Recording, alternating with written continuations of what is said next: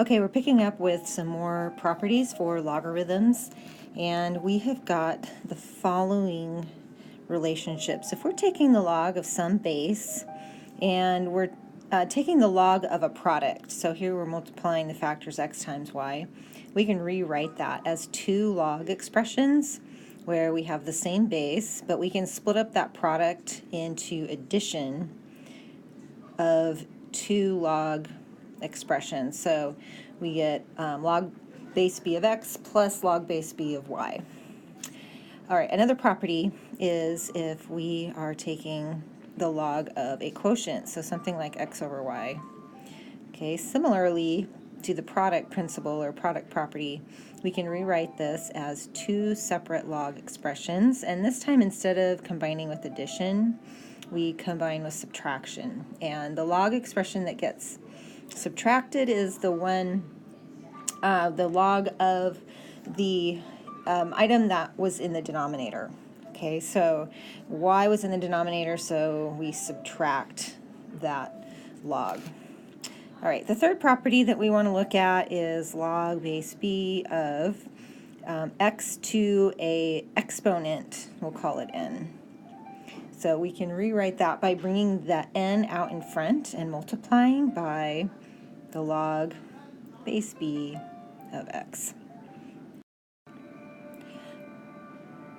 Now let's apply those properties with a couple of examples.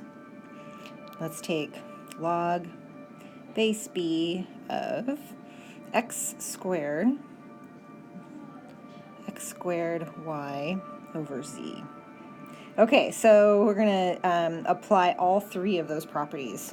So we'll kind of do this part by part. First of all, we've got a quotient there. So we can rewrite this as log base b of the numerator, x squared y, minus log base b of the denominator, which is z. Make sure that looks like a z.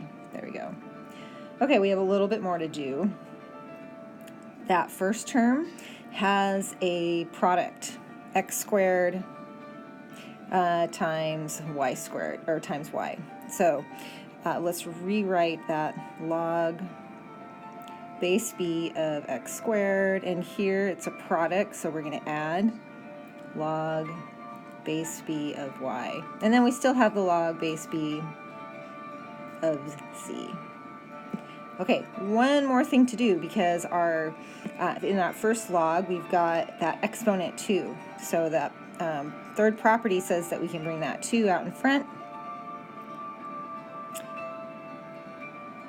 and we get 2 times log base b x plus log base b y minus log base b z. And that is it. We've applied all the properties that we can. Okay, another example. We're going to take log, and we're just going to make this the common log, so no base. And we have the square root of x over 2y. Okay, we are going to just kind of go step by step here. We can first rewrite that. We can take that quotient and rewrite that as log of the numerator, square root of x, and subtract the log of the denominator, 2y.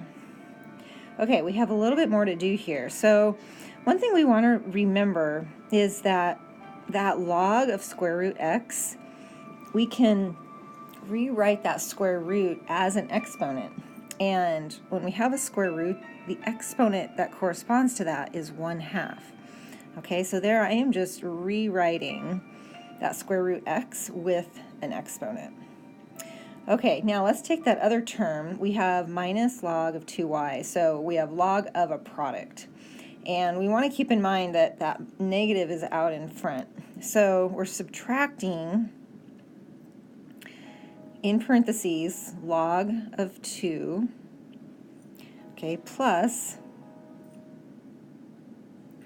log y.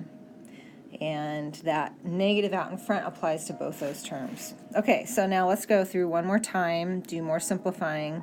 Because we rewrote that square root of x as x to the 1/2, we now have an exponent that we can bring in front. So we get 1/2 log x, and we distribute that negative. It applies to the log 2 and the log y. So this is going to be minus log 2 minus log y. All right, and that's it. Okay, the other thing we want to look at is when we are looking to solve equations that involve a log or an exponent, an exponential. So here we have log base 5 of x equals 1. To solve this, we want to rewrite in exponential form. Okay, so rewrite this so that it's written in exponential form, and then that will help us solve for what x is. So rewriting that, okay, our base is 5, the exponent is 1, and x is what 5 to the 1 equals. Okay, so that simplifies pretty easy. We just get x equals 5 to the 1, which is just x equals 5. Okay, let's look at another one. All right, this time we're going to have x in the exponent, so 2 to the x equals 72. Okay, what we do here is, now remember, when we have an equation, we can do whatever we want as long as we do the same thing to both sides. So we're going to eventually use one of those properties that we just talked about. But first, before we can do that, is we want to take the log of both sides. Okay, and typically when we do this, we want to take, usually we want to just take the natural log. So we're going to take natural log of both sides of the equation. So that means we're going to take the natural log of 2 to the x, and we take the natural log of 72. Okay, now doing that, maybe you can see how we can apply that third logarithmic property that we just talked about. The natural log 2 to the x, that x is an exponent, so that means we can bring it out in front of natural log of 2, and that's equal to natural log 72. Now we have x in a place where we can isolate it. We can solve for it, we can get it by itself.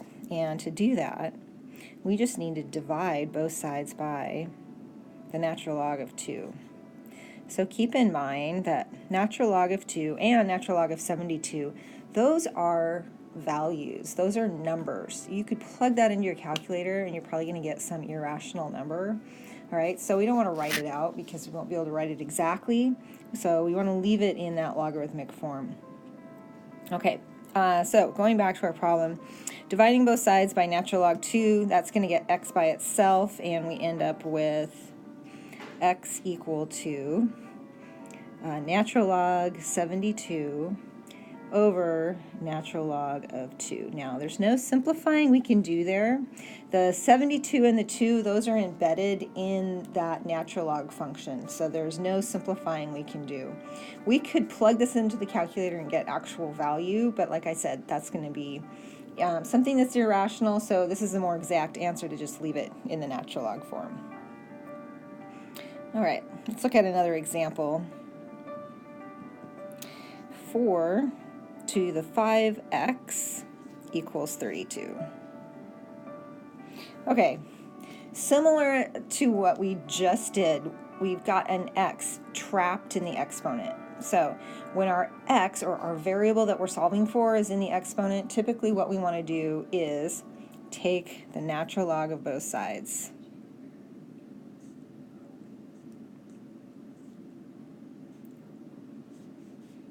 So going ahead and doing that, we're going to get natural log of 4 to the 5x, and that's equal to natural log 32. Okay, again, just like the previous one, that means because we've got natural log of something with an exponent, we can bring that whole exponent out in front. So we can rewrite that left side, bringing the 5x out in front of the natural log 4. Okay, and the other side is just natural log 32. So our goal is to get the x by itself. This time, we're going to need to divide by 5 natural log 4.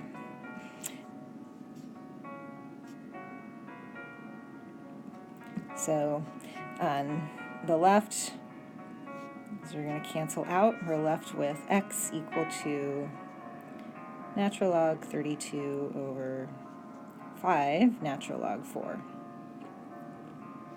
And that is our solution. Okay, we'll do one more. Let's take 5 to the 3x minus 2 equal to 10. Okay, now hopefully when we see that exponent that has an x in it that we want to solve for, we know we're going to take natural log of both sides. So let's do that. Natural log of 5 to the 3x minus 2 equals natural log of 10. All right, and now hopefully we recognize that we're taking the log of something with an exponent. That exponent comes out in front, so it's that whole quantity, 3x minus 2. So we need to put that in parentheses, so we know that's one quantity that we can't break up. And so then that's multiplied by this other quantity, natural log 5. And that's equal to the natural log of 10. Okay, so remember our goal is to get this x all by itself. So here we are going to need to get that out of the parenthesis. So to do that, we'll need to distribute this natural log 5. So if we distribute the natural log 5, we end up with 3x times natural log 5. And now multiplying natural log 5 times the minus 2, we get minus 2 natural log 5. And the other side is still natural log 10. Okay, our goal is to get that x by itself. So one thing we can do is we can add 2 natural log 5 to both sides. We can get rid of that on the left side. Okay, so then we're left with 3x natural log 5 equals natural log 10 plus 2 natural log 5.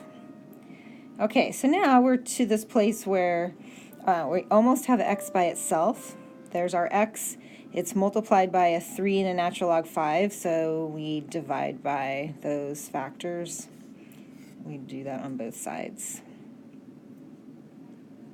And we end up with our solution, x equals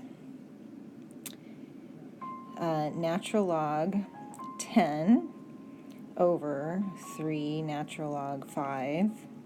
And maybe you see for the other one, the natural log 5 is going to cancel top and bottom, so we'll just be left with 2 over 3. And that is our solution.